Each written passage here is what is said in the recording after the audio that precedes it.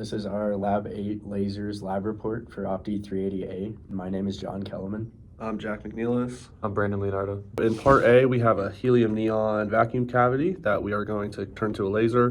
Basically, we'll have mirrors on either sides, and the laser light will reflect off both sides and constructively interfere with itself to start lasing and produce a stimulated emission.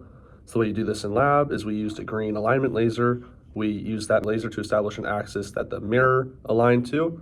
Then separately, we aligned the cavity to the laser, and because both the mirror and the cavity were aligned to the same axis, they should be aligned as well.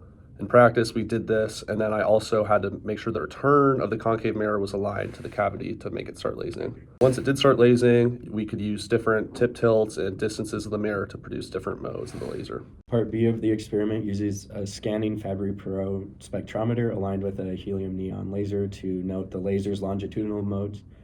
It does this by transmitting only the cavity resonances separated by the free spectral range. To do this, we aligned the laser through the Fabry-Perot input iris, recorded the oscilloscope traces, and then measured the time differences for the free spectral range and then the mode. The oscilloscope screenshot shows the periodic multi-lobe Fabry-Perot transmission.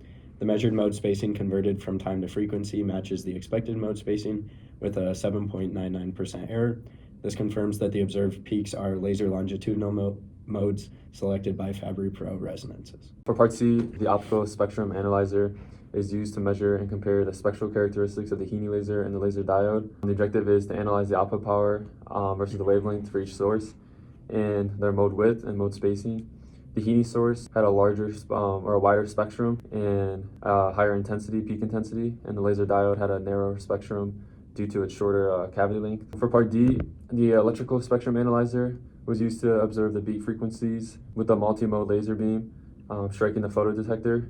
The frequencies correspond to the longitudinal mode spacing of the laser cavity in the formula delta V equals C over 2NL. For the cavity length, we measured 230 millimeters, and for delta V, we measured 0.782 gigahertz, and the beat frequency, we measured 694.8 megahertz. In part A, we were able to see that different geometries of the laser cavity produce different laser modes. For part B, the key findings were that you can measure mode spacing, and that can be converted to frequency and then compared to expected values. Part C, HENI laser showed narrow spectral line consistent with single longitudinal mode and long cavity. Laser diode exhibited a broader spectrum due to shorter cavity length, and the measured beat frequency for part D using the electrical spectrum analyzer was 694.8 megahertz, which confirmed the laser modes are separated in frequency by the formula delta V equals C over 2NL.